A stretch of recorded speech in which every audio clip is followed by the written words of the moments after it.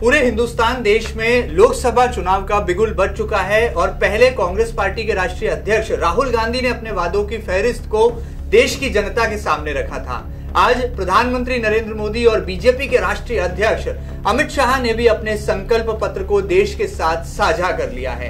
क्या वजह है कि बीजेपी हो या कांग्रेस, दोनों ने किसान केंद्रित घोषणा पत्र जारी किया है। जहां एक और भारतीय जनता पार्टी किसानों को पेंशन देने का बड़ा ऐलान कर रही है, तो वहीं कांग्रेस पार्टी ने भी किसानों के लिए पृथक बजट का प्रावधान रखने की बात कही है और साथ ही साथ वो किसान जिन पर कर्ज के चलते आपराधिक मुकदमे दर्ज हो गए थे, वो तमाम मुकदमों को उनका कानून बदलने का मसौदा तैयार करने की बात कांग्रेस पार्टी ने कही है। तमाम मसलों पर बात करेंगे।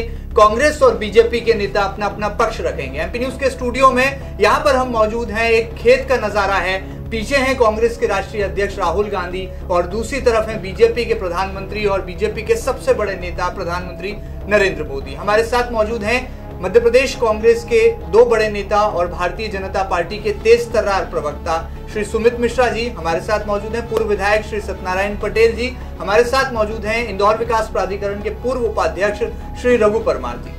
सबसे पहले बात करते हैं, चूंकि आज बीजेपी का संकल्प पत्र जारी हुआ है, 48 पन्नों के इस संकल्प पत्र में क्या वाकई में देश की जनता के लिए बहुत कुछ निकल कर आया है और राम मंदिर का पुराना मुद्दा क्या एक बार फिर बीजेपी ने जनता को याद दिलाया है? सुमित जी, सबसे पहले शुरुआत आपसे करते हैं। क्या कहेंगे आपकी पार्टी के संकल्प पत्र को लेकर? यह हमारा संकल्प पत्र है और यह हमारी विचारधारा, प्रतिबद्धता और राष्ट्रभक्ति की सम्मिलित हमने आज हमारा यह संकल्प पत्र घोषित किया है, जिसमें हमने आतंकवाद, नक्सलवाद जैसी बुराइयों को जड़ से खत्म करने के लिए और उसे जीरो टॉलरेंस पे लेने के लिए हमारी प्रतिबद्धता दोहराई है। राम मंदिर पर भारतीय जनता पार्टी ने अपनी स्थिति स्पष्ट की है। समान नागरिक संहिता के विषय पर हमारी स्थिति हमने स्पष्ट करी है। ये राष्ट्रीय चुनाव है, राष्ट्रीय मुद्दों का चुनाव है, राष्ट्र की अस्मिता से जुड़ा हुआ चुनाव है। वहीं पर हमने पूरे देश के अंदर जो असमानता है प्रदेशों में, उस असमानता को दूर करने के लिए भी हमारे संकल्प पत्र में हमने उल्लेख किया है। यही नहीं, व्यापारियों के लिए व्यापारी आयोग बनाने की बात माननीय प्रधानमंत्री जी ने की है। जल को लेकर एक जल मंत्रालय निर्माण करने की बात भारतीय जनता पार्टी की सरकार ने की है। मछुआरों को लेकर और उसके आसपास जितने भी वर्ग रहते हैं उनको लेकर एक बड़ी संकल्प पत्र में हमारी भारतीय जनता पार्टी बात कर रही है। इसके अलावा किसानों को 1 लाख रुपए तक जीरो बैलेंस पर, जीरो ब्याज पर उन्हें कर्जा देने के लिए भी भारतीय जनता पार्टी ने अपना संकल्प दोहराया है। और खेती को फायदे का धंधा बनाने का हमारा जो मूल है, हम जिसके मूल मंत्र पर काम करते हैं, उस मूल मंत्र को हमने उस भाग्य विधाता को, उस किसान को, उस अन्नदाता के लिए हमारी सरकार पुनः प्रतिबद्ध है। इसके अलावा व्यापारियों के लिए, महिलाओं के लिए हमने समानता की बात की है। पुनः हमने 3 तलाक, हलाला जैसी प्रथाओं को खत्म करते हुए देश में समान नागरिक संहिता की बात की है। यही नहीं, आतंकवादियों के लिए कड़े प्रबंध करने के साथ अनुच्छेद 370 समाप्ति की बात भी हम हमारे संकल्प पत्र में दोहराते हैं। और हम ये विश्वास दिलाते हैं कि हम देश की राष्ट्रीय एकता, अस्मिता, अखंडता के साथ कोई समझौता नहीं करेंगे। हम कोई चुनावी वादा करने के लिए संकल्प पत्र लेकर नहीं आए हैं। भारतीय जनता पार्टी इस भारत माता को अपनी मां मानती है और हमारे नेता माननीय नरेंद्र मोदी इस राष्ट्र की सेवा में जो उन्होंने पूरा वैश्विक दर्शन कराया है, ये संकल्प पत्र पूरे विश्व में भारत के बढ़ते हुए दायरे को प्रकट करता है। आज अंतरराष्ट्रीय स्तर पर जिस प्रकार से भारत की साख बढ़ रही है, उस साख को और अधिक बढ़ाने का हमने संकल्प पत्र में हमारा दोहराव किया है। और इसके साथ ही भारतीय जनता पार्टी ने विद्यार्थियों के लिए जो लॉ का क्षेत्र है, जो इंजीनियरिंग का क्षेत्र है, जो मेडिकल का क्षेत्र है, इसमें मेडिकल कॉलेज नए खोलने की बात की है। इसके अलावा 4000 मन की बातें, 7700 सुझाव विभिन्न माध्यमों से जो हमें प्राप्त हुए और इसके अलावा 104 संवादों के माध्यम से, सोशल मीडिया के माध्यम से जो हमें सुझाव मिले थे उन सबको हमने संकलित करके ये संकल्प पत्र तैयार कर राष्ट्र की एकता, अस्मिता और अखंडता को अक्षुण्ण बनाए रखने के लिए आतंकवाद, नक्सलवाद को जड़ से समाप्त करने का संकल्प पत्र है। हम भारत माता के सच्चे सेवक के नाते भारतीय जनता पार्टी के पहले राष्ट्रीय अध्यक्ष माननीय श्यामा प्रसाद मुखर्जी, जिसने 2 विधान, 2 इंसान और 2 प्रधान का विरोध करते हुए कश्मीर को भारत का अविभाज्य अंग बनाया था, उस मुद्दे को हमने वापस दोहराया। चलिए सुमित जी, यहाँ पर कांग्रेस के भी 2 बड़े नेता हमारे साथ हैं। क्या कांग्रेस पार्टी इस संकल्प पत्र को किस नजरिए से देखती है और राहुल गांधी के वादों की फहरिस्त में कितनी जान है, ये भी जानना बहुत जरूरी है, क्योंकि देश की जनता जनार्दन है, जज की भूमिका में है। सबसे पहले रघु परमार जी, आपसे बात करना चाहेंगे, क्या लगता है बीजेपी का ये संकल्प पत्र देखकर आपको कहां पर लगा कि अब भी है इसमें चीनी कम? देखिए महेंद्र भाई जी, इस भारतीय जनता पार्टी का जो आज जी चुनावी एजेंडा आया है, जिसका उन्होंने रूप दिया संकल्प पत्र, जी जी, मुझे नहीं लगता कि इसमें ऐसी कोई नई चीज है। और जो भी इन्होंने इसमें वादे जी दिखा रखे हैं सब फेक है। जो वादे मोदी जी ने 2014 में किए थे, यही की यही चीज थी कि 370 आतंकवाद, हिंदुस्तान पाकिस्तान को खत्म कर देगा, बेरोजगारी खत्म कर देंगे, कृषि के क्षेत्र में हम ऐसा कर देंगे और एक नए हिंदुस्तान की परिकल्पना इस देश की जनता को उन्होंने 2014 के मैनिफेस्टो में बताई। जी बिल्कुल। और इस नए मैनिफेस्टो में भी मेरे को इससे कोई नई चीज नहीं दिख रही है। जो उन्होंने 2014 के साथ थोड़ा सा इसमें उन्होंने चेंज किया है, पर मेरा इसमें क्लियर कट मानना है कि लास्ट 5 इयर्स में क्या आतंकवाद खत्म हुआ, क्या हिंदुस्तान ने पाकिस्तान को तबाह किया, क्या आप काला धन लेके आए, आपने पिछली बार वादा किया था कि हम राम मंदिर बना के देंगे, और मैं दावे के साथ कह सकता हूं जी कि जितनी मेजोरिटी 2014 में भारतीय जनता पार्टी को मिली थी, मैं नहीं समझता कि भविष्य में मिलने जा रही है। एब्सोल्यूट मेजोरिटी के बाद भी राम मंदिर का निर्माण वो नहीं कर पाए। जब जब चुनाव आते हैं राम मंदिर की बात करते हैं, और पूरे 5 वर्षों में क्या मोदी जी ने राम मंदिर की बात करी? मैं नहीं समझता हूं कि उनका मन साफ था। चाहते तो राम मंदिर आराम से बन सकता था। इस देश की जनता की भावना थी कि राम मंदिर वहां पर बनना चाहिए, सबका सहयोग था, सबका साथ था, सब साथ में थे, पर राम मंदिर की बात नहीं करी गई। 370 आर्टिकल हटाने की बात पूरे 5 वर्षों में नहीं की। क्यों नहीं हटा सकते थे? एब्सोल्यूट मेजोरिटी थी। जब आप एक ही रात में इस देश को नोटबंदी करा सकते हो, तो ये धाराएं भी आप हटा सकते थे। नोटबंदी के माध्यम से इस देश में आपने बेरोजगारी फैलाई। जो हमारे छोटे छोटे उद्योग थे, छोटे छोटे व्यापारी थे, उनका धंधा खत्म हो गया जीएसटी नोटबंदी के कारण। और इस देश में आपने जो 2 करोड़ बेरोजगारी देने की वादा किया था नौजवानों को, वो सार्थक नहीं हुआ, और बल्कि हर साल 1.80 उसमें डिक्लाइन हुआ। लोग बेरोजगारी तो नहीं मिली, और बल्कि और जो काम धंधे से थे वो बेरोजगार हो गए। तो ये जो उन्होंने वादा किया है ये फेक है, इसमें विश्वास नहीं दिख रहा है। ये सब बातें ही बातें हैं। जैसे स्मार्ट सिटी की बात की थी, बुलेट ट्रेन की बात की थी, और मैं आपको बताना चाहूंगा कि मोदी जी ने हमारे आधार कार्ड पे सबसे बड़ा प्रश्न उठाया था कि ये फेक है। नरेगा पे प्रश्न उठाया था, पर वो आधार कार्ड यूनिक आईडी है, उसी के माध्यम से जो आज आप डिजिटल मनी ट्रांसफर की बात कर रहे हो, डिजिटल ट्रांजैक्शन की बात कर रहे हो, उसी से संभव है। तो कांग्रेस ने इस देश को नई दिशा दिखाई है, कांग्रेस ने इस देश के लिए नया विकास किया है। मैं आपको बताना चाहूंगा कि इन्होंने इसमें कहा है कि हमारा वादा है 10% पेट्रोल में मिथनॉल मिलाने का। आपका वादा, आप अभी बड़े शहरों में मेथनॉल पेट्रोल में मिला रहे हो, तो वो 10% आप भाव क्यों नहीं घटा रहे हो? अगर मेथनॉल की प्राइस 40-45 रुपए है और पेट्रोल की कीमत 75 रुपए है, तो आप जनता के साथ धोखाधड़ी क्यों कर रहे हो? आप उस रेशियो में पेट्रोल की रेट्स कम करो। आज जनता को हर बड़े शहर में, आपको बताना चाहूंगा, हर बड़े शहर में हर पेट्रोल पंप पे 10% मेथनॉल मिक्स पेट्रोल मिल रहा है। इनका वादा है कि हम पूरे देश में उसको लागू करेंगे। हम आपका इस स्वागत करते हैं, पर उस रेशो में आप रेट्स तो गिराओ। आप जनता की जेब में ढाका क्यों डालना चाहते हो? बिल्कुल ठीक, जनता की कमाई क्यों लूटना चाहते हो? तो मैं समझता हूं कि जो घोषणा पत्र है ये सिर्फ वाई लूटने वाला है, और जो हमने 5 साल में जो देखा है, जो उन्होंने वादे किए हैं वो हमें कहीं पूरे होते दिखे नहीं है। तो ये जनता को भ्रमित करने वाला संकल्प। चलिए रघु जी, फिर लौटेंगे, लेकिन क्या वाकई में देश के अच्छे दिन आ गए? और जिस तरह से बार बार कहा गया था कि अब की बार मोदी सरकार, फिर एक बार नारा बुलंद हो रहा है और पूरे देश में भारतीय जनता पार्टी, मैं भी चौकीदार वो भी चौकीदार, हम सब चौकीदार, ये नारा बुलंद कर रही है। लेकिन किसानों के लिए प्रावधान है। कांग्रेस पार्टी ने कहा है कि किसानों के लिए अलग से बजट बनाएंगे, तो वहीं पर बीजेपी के संकल्प पत्र में भी 60 वर्ष से ज्यादा हो चुके किसानों को पेंशन देने का बड़ा ऐलान किया गया है। हमारे साथ कांग्रेस के वरिष्ठ नेता हैं श्री सत्यनारायण पटेल। पटेल साहब, आप क्या मानते हैं, क्या वाकई में किसान केंद्रित है ये बजट? और जिस तरह से जो घोषणा पत्र में तमाम प्रावधान रखे गए हैं, कांग्रेस ने भी किसानों को केंद्र में रखा है और बीजेपी भी किसानों को बीच में लाई है, क्या कहेंगे? देश में अच्छे दिन आने की 5 साल पहले लोगों ने एक अपने मन में संजोया था कि देश में अच्छे दिन आएंगे। जी जी। अच्छे दिन अगर आए हैं तो भारतीय जनता पार्टी के प्रधानमंत्री के और अमित शाह जी के और उनकी टीम को आए।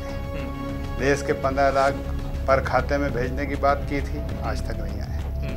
काला धन की जो बात की थी आने का, वो नहीं आ पाया। दूसरी अगर हम बात करें आंतरिक सुरक्षा की, आतंकवाद खत्म करना, नक्सलवाद खत्म करना, बॉर्डर की समस्या खत्म करना, इन 5 साल में पाकिस्तान को सबक सिखाना, तो नरेंद्र मोदी जी ने वो तो नहीं किया।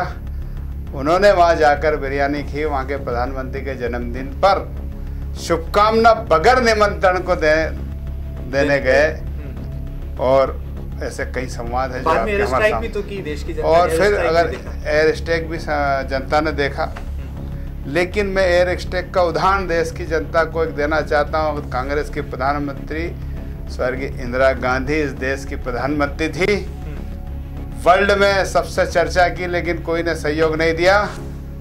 तब मैं इंदिरा जी के साहस को आज कहना चाहता हूँ कि विश्व का अगर कोई युद्ध हुए हैं, फर्स्ट युद्ध, सेकंड युद्ध, और भारत का जो युद्ध हुआ उसमें पाकिस्तान को 71 में एक देश के 2 टुकड़े किए गए हैं और 1 लाख सेना का आत्मसमर्पण। ऐसा वर्ल्ड में कोई भी अभी तक युद्ध नहीं हुआ जिसने कांग्रेस की प्रधानमंत्री इंदिरा गांधी ने जो युद्ध लड़ा था। तो सर्जिकल स्ट्राइक तो मनमोहन जी के समय भी तमाम हुई और तमाम, लेकिन बताई नहीं गई, वो बताई नहीं गई, और वैसे बताई जाती भी नहीं है। सर्जिकल स्ट्राइक में जो कहता हूँ कि ये बताई भी नहीं जाती, ये इसलिए नहीं बताई है कि देश की आंतरिक सुरक्षा का मामला है, इसलिए इसको प्रकाशित नहीं की जाती। लेकिन हमारे देश के प्रधानमंत्री ने इसका प्रकाशन कुछ जगह किया, कुछ जगह नहीं किया, कुछ जगह पार्टी फोरम पर किया, वो अलग विषय है और उस विषय पे मैं चर्चा नहीं करना चाहता हूँ। मैं ये चाहता हूँ कि देश की एकता और अखंडता की अगर बात की जाए तो कांग्रेस भी उसमें सबसे आगे है, जो 71 के युद्ध का उदाहरण भी है। ऐसे तमाम और भी उदाहरण हैं। दूसरी अगर हम बात करें कि इन सब मुद्दों को लेकर देश के प्रधानमंत्री जी से बहुत अपेक्षा थी कि देश में 15-15 लाख जो खाते में जाने के बाद वो तो नहीं हुआ, लेकिन देश के 200-150 उद्योग घरानों में देश आज़ादी के बाद अगर भारत सरकार का सबसे बड़ा बजट का अनुदान लाखों करोड़ों रुपए के बीच में 1 लाख और कुछ, आंकड़े मुझे नहीं मालूम है, 1 लाख और कुछ करोड़ रुपए अनुदान के रूप में 250 घराने के उद्योगपतियों को दिए। देश के छोटे मोटे उद्योगपतियों का जीएसटी से मारा गया, नोटबंदी से मारे गए, तमाम आर्थिक तंगी से मारे गए। तो ये उन्होंने व्यवस्था की, 250 घराना को फायदा दिया, देश के छोटे से बड़े लोगों को फायदा नहीं दे पाए। चलिए बीजेपी से सफाई ले लेते हैं। अब बात किसान की अगर आपने कही, जी जी, तो किसान वाली जब बात आई है, तो जब देश और प्रदेश में कांग्रेस की सरकार रही है, जो घोषणा पत्र 70 से लेकर 90% तक क्रियान्वयन किया है, चाहे वो किसान का मामला हो, चाहे व्यापारी का मामला हो, चाहे मध्यम श्रेणी का मामला हो, उसमें उदाहरण मैं देना चाहूँगा। उदाहरण ये देना चाहूँगा कि 90 में भी सरकार बनी थी भारतीय जनता पार्टी की, मतलब सुई से लेकर ट्रैक्टर तक कर्ज माफ़ की बात की थी, कुछ नहीं हुआ। बाद में 15 साल भारतीय जनता पार्टी की शिवराज सिंह जी की सरकार रही, देश में इनकी आज वर्तमान सरकार है। इन्होंने कहा था हम 50,000 से 1 लाख तक का किसान का कर्ज माफ़ करेंगे, वो नहीं किया।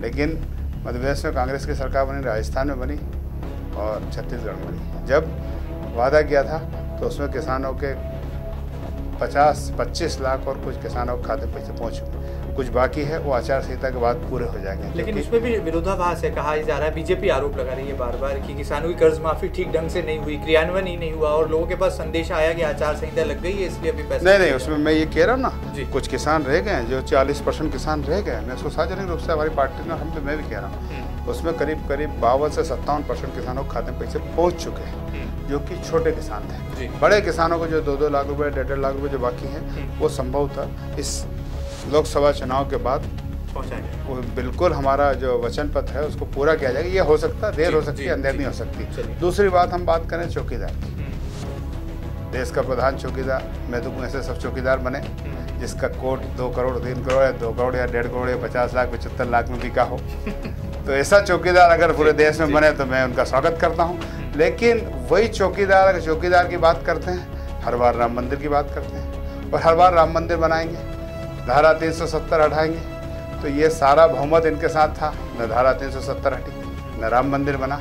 अगर मैं तो ये मोदी जी को और इनकी पार्टी को सलाह दूंगा कि चौकीदार के नाम अगर मतलब 25% सिलावट बना देते तो राम मंदिर बना देते, लेकिन ये इनकी नियत और कथनी और करने में अंतर है।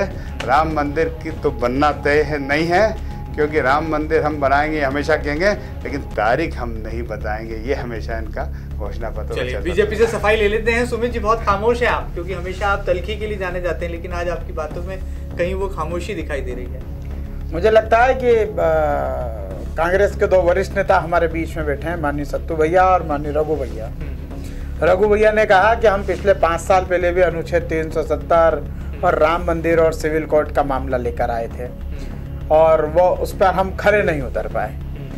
मैं रघु भैया से पूछना चाहता हूं कि हम हमारी विचारधारा पे प्रतिबद्ध हैं, हम हमारी विचारधारा पे आधारित हमारा संगठन है और हमारा राष्ट्रीय अध्यक्ष उस पर बलिदान हुआ है कश्मीर पे।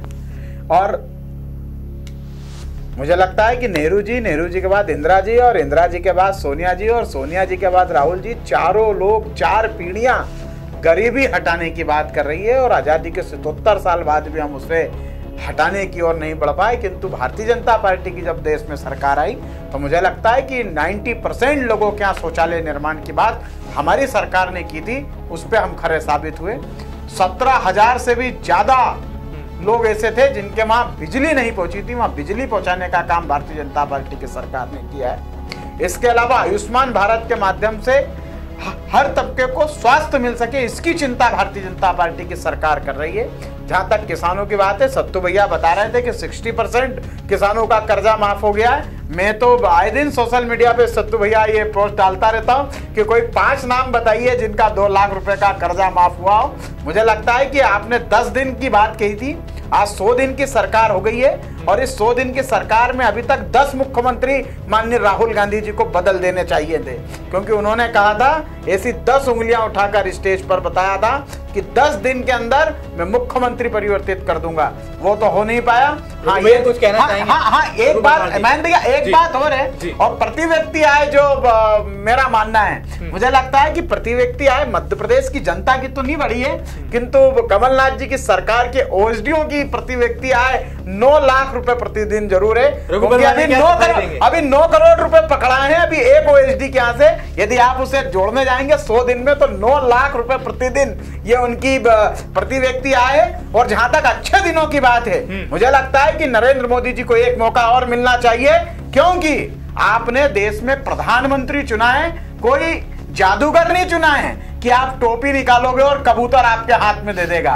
इसलिए मुझे लगता है कि एक मौका और नरेंद्र मोदी जी को मिलना चाहिए, जो गड्ढे देश में 70 साल के, उन्हें भरने के लिए 5 साल कमलनाथ जी पर भी लागू होती है कि वो भी जादूगर नहीं है, आप बहुत जल्दी अपेक्षा कर रहे हैं। उन्होंने 10 दिन का कहा था ना, नहीं तो आप अपेक्षाएं कर रहे हैं ना उनसे, उन्होंने 10 दिन का कहा था। रघु परमार जी क्या कहेंगे आप? ये देखिए, ऐसा है, मिश्रा जी की बात से मैं कतई सहमत नहीं हूँ। हमने 60% लोगों को सर्टिफिकेट वितरित कर दिए, वो सर्टिफिकेट ही अपने आप में कर्ज माफी का प्रमाण पत्र है। वो सर्टिफिकेट दिखाएंगे, उनका कर्ज माफ होगा। और कर्ज माफ मतलब कि जिसमें जो हमारा किसान क्रेडिट कार्ड होता है, जिससे किसानों को नगद नहीं मिल रहा है, लोगों को भ्रमित किया जा रहा है भारतीय जनता पार्टी के द्वारा कि आपको नगद मिलेगा। जो लोन आपने ले रखा था किसी के माध्यम से, वो वेवाफ हो रहा है, तो नगद नहीं मिलेगा। और सर्टिफिकेट अपने आप में ही प्रमाणित है कि आपका कर्जा माफ हो गया है। तो आपको मैं यहाँ करेक्ट करना चाहूँगा, दूसरी बात आपने कही आर्टिकल 370 की, मैं पुनः दोहराना चाहूंगा कि आपकी एब्सोल्यूट मेजोरिटी थी। राज्यसभा में कमजोर थे, प्रधानमंत्री जी राज्यसभा में आप बोल रहे थे, मैं नहीं बोला ना। प्रधानमंत्री जी ने बिगर कैबिनेट की सहमति के बिगर फाइनेंस मिनिस्टर को बताए, एक रात में एक नोटबंदी लागू कर दी देश में। मिश्रा जी जवाब सफाई दीजिए। इतना बड़ा फैसला उन्होंने लिया, किसी से नहीं पूछा। हाँ, देश में त्राही त्राही मच गई। हमारे देश का एक नेचर है, हमारे घर का नेचर है कि हम कुछ पैसे हमारे घर में इकट्ठा करके रखते हैं ताकि आड़े वक्त में काम आए, और वही पैसा जब पूरे देश में इकोनॉमिक इंस्टेबिलिटी थी, वो जो हमारा रिजर्व पैसा था हमारे घर घर में इस देश की जनता के पास, तो यूरोप में त्राही त्राही मच गई, अमेरिका में त्राही त्राही मच गई, पर हमारे देश में उसी एक पैरेलल इकोनॉमी के कारण हम खड़े रहे, तो उसको आपने खाली कर दिया। आज बेचारी माँ इकट्ठा करती है, वो तो ज्यादा पढ़ी लिखी नहीं है, पर उनका पैसा आपने छीन लिया, तो हर घर में जनता परेशान हुई उससे, नोटबंदी से। और नोटबंदी का आपने बोला था कि इससे टेररिज्म खत्म होगा। क्या मैन भाई टेररिज्म खत्म हुआ? चलिए सुमित जी बताइए, पुलवामा अटैक जो था ये नोटबंदी के बाद भी कैसे संभव हो पाया? बार बार बातें आ रही हैं। नोटबंदी की आड़ के अंदर मुझे लगता है कि नोटबंदी, फिर एक और बात कहना चाहूंगा, नोटबंदी में महन भाई इतनी फेक करेंसी जमा हो गई कि एक्चुअल करेंसी तो अभी भी बाजार में है, अभी भी लोगों के पास में करोड़ों रुपए। उस समय क्या हुआ कि जो फेक करेंसी थी वो बंडलों में बांध के सेटलमेंट बैंकों के अधिकारियों के साथ करके वो जमा हो गए और ऑफिशियल पैसे बाहर आ गए, और मतलब जितनी करेंसी थी उससे ज्यादा करेंसी आ गई। बहुत अच्छी बात रघु भैया ने कही है। मुझे लगता है कि हिंदुस्तान में जितनी मुद्रा हमें छापनी होती है उसी मुद्रा के बराबर का सोना हमें अंतरराष्ट्रीय मुद्रा कोष के पास रखना पड़ता जी, बराबर। और मुझे लगता है कि मेरे रघु भैया ने अपने सवाल का जवाब खुद ही दे दिया कि जितनी करेंसी थी उसकी ज्यादा फेक करेंसी बैंकों में जमा हो गई।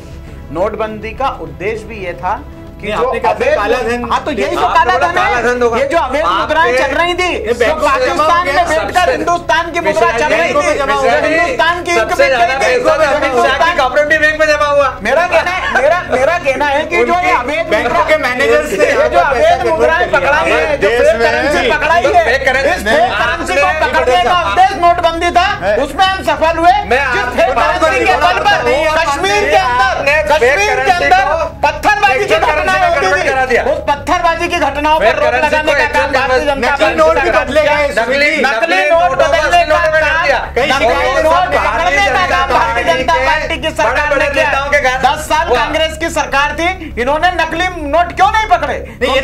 सरपरस्ती में मायावती और ममता बनर्जी के गरीबी बढ़ी तो गरीबी पर वार करेंगे, 72,000 देंगे, ये तो हर सालाना क्या है? 72,000, 72 करोड़, 72 लाख, 7200 या 72 रुपए। माननीय राष्ट्रीय अध्यक्ष राहुल गांधी जी इनके पहले स्थिति क्लियर करें। वो कभी 72 करोड़ बोलते हैं कि 72 करोड़ दूंगा, कभी 72 लाख बोलते हैं, 72,000। मुझे लगता है कि और एक मिनट मैं कहना चाहूंगा, जब यूपीए की सरकार थी कांग्रेस ने निर्णय लिया कि हम 75,000 करोड़ कर्ज माफ करेंगे, और कांग्रेस पार्टी ने 75,000 करोड़ का कर्ज माफ करके बताया।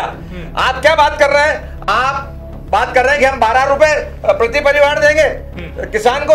आपका जो है कि 6,000 रुपए हमने सम्मान निधि किसान की बात की है। आप 6,000 रुपए साल, 6,000 रुपए साल सम्मान निधि, किसान सम्मान निधि सालाना 6,000 रुपए है। क्या बात कर रहे हो आप? तो कांग्रेस पार्टी का विजन क्लियर है कि जो गरीब वर्ग है, जो युवा है, जो बेरोजगार है, उन्हें हम 72,000 रुपए देंगे और उन्हें मिलके रहेंगे। मैम मेरे को लगता है कि कांग्रेस जिस प्रकार से काम कर रही है, अभी जिस प्रकार से कांग्रेस ने कहा कि हम बेरोजगारी भत्ता देंगे, बेरोजगारी भत्ते के नाम पे क्या दे रहे हैं? ढोर चरा रो, गाय चरा। आप रोजगार डॉक्टर पैदा करना चाहते हैं, इंजीनियर पैदा करना चाहते हैं, ढोर चराने वाले पैदा करना चाहते हैं। ढोर चराने की बात कर रहे हैं, ये हुनर है, ये हुनर है। आप इंजीनियर को रोजगार दोगे, और दूसरा आपके संकल्प पत्र में कौशल विकास की बात करते हैं। आपके राष्ट्रीय अध्यक्ष भी कहते हैं पकौड़े। मैं इनकी घोषणा पत्र का बात कर रहा हूँ। उन्होंने बोला कि हम सीटें बढ़ाएंगे इंजीनियरिंग में, मेडिकल में। आप इंजीनियरिंग पास आउट बच्चा हो रहा है, उसको क्या जॉब अवेलेबिलिटी है? मैं इस बीच में ये बोलना, डॉक्टर बन रहा है, उसकी एबिलिटी आज इंदौर में आप सुपर कॉरिडोर पर जाइए। मैं 1 मिनट सत्तू भैया, हम सुपर कॉरिडोर बनाते हैं। सुपर कॉरिडोर भाई साहब हमारी आप मेरी बात तो सुनिए। सुपर कॉरिडोर पर बहुत सारी कंपनियां लाकर वहां रोजगार देने की बात करते हैं, और कांग्रेस झाबुआ से लेके गुजरात तक शराब कॉरिडोर बनाती है। वहां के टीआई, वहां का एसपी, वहां का कलेक्टर, वहां का एडिशनल एसपी इस प्रकार से बिछाया जाता है कि इनकी अवैध दारू गुजरात तक पहुंच जाए। किंतु गुजरात में हमारी सरकार है, हम उससे पर भी रोक लगाएंगे, खुला दावा कर रहा हूं, गुजरात के महन भाई हर होटल पर, हर ढाबे पर, हर होटल में ब्लैक शराब उपलब्ध है, बड़ी आसानी से उपलब्ध है। तो भाई साहब जो आप मान रहे हो कि शराब कॉरिडोर के माध्यम से उपलब्ध है, आपकी सरकार का समय भी थी, आपकी सरकार का समय भी थी, सरकार अभी बनी है, पर कई वर्षों से महन भाई भी समझते हैं कि गुजरात में शराब आसानी से अवेलेबल है, और वहाँ नोटबंदी, वहाँ शराबबंदी के कारण और 2 नंबर का व्यापार हो रहा है। पुलिस खूब पैसे खा रही है, लूट खसोट ज्यादा है। जहां तक इन्होंने इस देश में 2014 में गुजरात मॉडल की तो बात की थी। गुजरात मॉडल आप और हम देख रहे हैं कि गुजरात मॉडल क्या है, लूट खसोट सब हो रही है। पूरा देश गुजरात मॉडल है, पूरा देश मोदी के साथ खड़ा है। पटेल साहब क्या कहेंगे? मोदी बनाम महागठबंधन, मोदी जी को सबक सिखा देगी। मोदी बनाम महागठबंधन की तस्वीर पर क्या जिस प्रकार अभी बात कही थी कि हम डॉक्टर बनाना चाहते हैं, वकील बनाना चाहते हैं, ये काम कांग्रेस ने किया और बहुत आगे किया। आज अगर हम बात करें, जैसे इनके घोषणा पत्र में इंजीनियरिंग कॉलेज के, इसका उल्लेख किया गया, तो इंजीनियरिंग में जो बन के गए मध्य प्रदेश में इंजीनियरिंग कॉलेज इतने हैं जो आधे खाली पड़े हैं। उसके पीछे कारण ये है कि रोजगार नहीं है, और रोजगार नहीं होने का कारण देश के प्रधान चौकीदार ने ये बात कही थी कि मैं 2.5 करोड़ साल के रोजगार दूंगा, तो उसमें कोई रोजगार मिला नहीं, इसलिए इंजीनियरिंग कॉलेजों की हालत हुई। तो निश्चित ही आज के युग में योग्यता के अनुधार पर योग्यता के आधार पर उसको रोजगार भारत सरकार और प्रदेश सरकार नहीं दे पाई पिछले, उसके लिए स्थिति निर्मित हुई। साथ ही कुल मिला के बात यह है कि देश की सरकार पूरी तरह से विफल रही अपने वादे में, जनता तक जो धरातल तक जो बात पहुंचाना थी उसमें, जो सारे चीज आपके हमारे सामने मैं आंकड़े से प्रमाण है। चलिए जाते जाते क्या कहेंगे? मैं ये कहना चाहूंगा सत्तू भैया कि आपने जो योग्यता की बात की वो बिल्कुल तौर पर सही बोला है, और मुझे लगता है कि यदि कांग्रेस योग्यता के आधार पर निर्णय कर ले और आपको देपालपुर से और रघु भैया को 5 नंबर से दे देती, तो शायद हमारे पास में एक मंत्री और एक विधायक बैठा होता। किंतु कांग्रेस में योग्यता का निर्धारण का मापदंड ठीक नहीं है। योग्यता का निर्धारण केवल भारतीय जनता पार्टी के पास होता है, और इसलिए भारतीय जनता पार्टी योग्यता, हर हाथ को काम, हर हाथ के लिए काम, सबका साथ, सबके विकास की हम बात करते हैं। हम तुष्टीकरण की बात नहीं करते, हम भैंस पर, ऊंट पर बैठकर बकरी चराने की बात भी नहीं करते। चलिए रघु भैया, आप भी चौकीदार चोर है? बिल्कुल, इस बात से मैं सहमत हूं कि जो कर्ज माफी हुई है बड़े बड़े बिजनेस हाउसेस की हुई है, छोटे लोगों का नहीं हुआ है। और जैसे माल्या, नीरव मोदी, ये सब हमारे देश से पलायन कर कर इंग्लैंड में है। वादा किया था कि इन्हें लेके आएंगे, वादा किया था कि, और मैं आशा करूंगा कि लादेन जी और अफजल जी और शहीद साहब अब कांग्रेस के नेता लगाना बंद कर देंगे। देखिए, आतंकवाद को हमने कभी सपोर्ट नहीं किया, बल्कि आपने कंधार जाके आतंकवाद को छोड़ा। और दिग्विजय सिंह जी के साथ जो गलती करी है अभी कांग्रेस के बड़े नेताओं ने, उन्हें फंसाने का काम किया जो भोपाल में ले जाके, वे भी ठीक नहीं है। मुझे लगता है कि एक जगह कमलनाथ जी अपने आप को फंसा रहे हैं, कहीं ज्योतिरादित्य जी को फंसा रहे हैं। ये कांग्रेस में जो एक दूसरे को नीचा दिखाने का खेल चालू हो गया है, इसलिए अब मध्य प्रदेश के अंदर फिर बंटाढार की सरकार अब की बार, इसलिए देश में मोदी सरकार। देखिए, मध्य प्रदेश में सरकार बन चुकी है, बंटाढार हो गया ना, वो जनता ने किसानों के साथ निर्णय कर चुकी है, वो जनता निर्णय कर चुकी है। जहां तक दिग्विजय सिंह जी का भोपाल का चुनाव लड़ने का प्रश्न है, उन्होंने हमारे राष्ट्रीय अध्यक्ष से कहा था कि आप मुझे कठिन से कठिन सीट पे लड़ाइए, जी, मैं वहाँ लड़ने को तैयार हूँ। इसलिए सबसे बड़ी चुनौती उनको दी। नहीं तो राजगढ़ सीट तो उनकी घर की सीट है, वहां से वो आराम से जीत सकते थे, पर उन्होंने भोपाल चुना और चुनौती को स्वीकार किया। और मैं आपके दावे के साथ कहता हूँ कि भारतीय जनता पार्टी को आज तक वहां पर उनके खिलाफ उम्मीदवार नहीं मिल रहा है। ये बात कर रहे हैं हमारी और सत्तू भैया की करी, पर मैं माननीय से बात करना चाहूंगा कि आप ताई को कम आंक रहे हैं। शायद ताई देश की स्पीकर रही, बिल्कुल उनका बहुत अच्छा राजनीतिक कैरियर रहा, हम सब उनको सम्मान से देखते हैं, पर उनके टिकट में भी वांदा डाल दिया आपने। ताई हमारी नेता है, हमारी मार्गदर्शक है, उनको ताई हमारी राष्ट्रीय नेता है, वे हमारी मार्गदर्शक है। हम भी तो कह रहे हैं ताई का निर्णय जो होगा वो सर्वमान्य है। हम भी बोल रहे हैं। एक मिनट हुई, मैं ये कहूँगा कि भारतीय जनता पार्टी अपने आप में कहती है हमारी बड़ी शिष्टाचार वाली पार्टी है, दो बार आचरण वाली पार्टी है।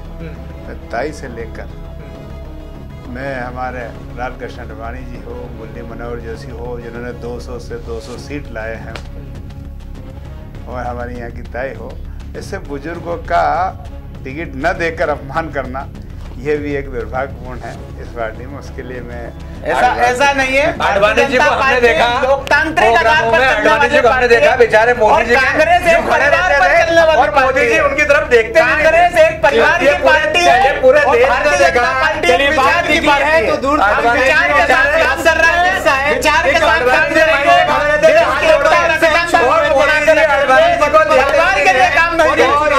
इसी तरह से लोकसभा चुनाव में जनता जनार्दन देखती सुनती रहेगी, जनता को फैसला करना है। बहरहाल कांग्रेस के वादों में कितना है दम और बीजेपी के संकल्प कैसे पूरे होंगे, जनता तय करेगी कि देश की नई सरकार कौन होगी, नया प्रधानमंत्री कौन होगा। एमपी न्यूज के स्टूडियो में यहाँ पर तमाम मेहमान मौजूद थे। हमारे साथ मौजूद थे कांग्रेस के नेता श्री रघु परमार जी, बीजेपी के तेजतर्रार प्रवक्ता श्री सुमित मिश्रा जी और कांग्रेस पार्टी के पूर्व विधायक श्री सत्यनारायण पटेल जी। उम्मीद है कि जनता जनार्दन यहाँ पर फैसला लेने में इन तमाम विचारों को जरूर जो है अपने जहन में एक बार जरूर लाएगी। फिलहाल एमपी न्यूज के इस खास कार्यक्रम में इतना ही। ताजा तरीन खबरों के लिए आप लगातार बने रहिएगा आपके अपने न्यूज चैनल एमपी न्यूज के साथ। फिलहाल दीजिए इजाजत, नमस्कार।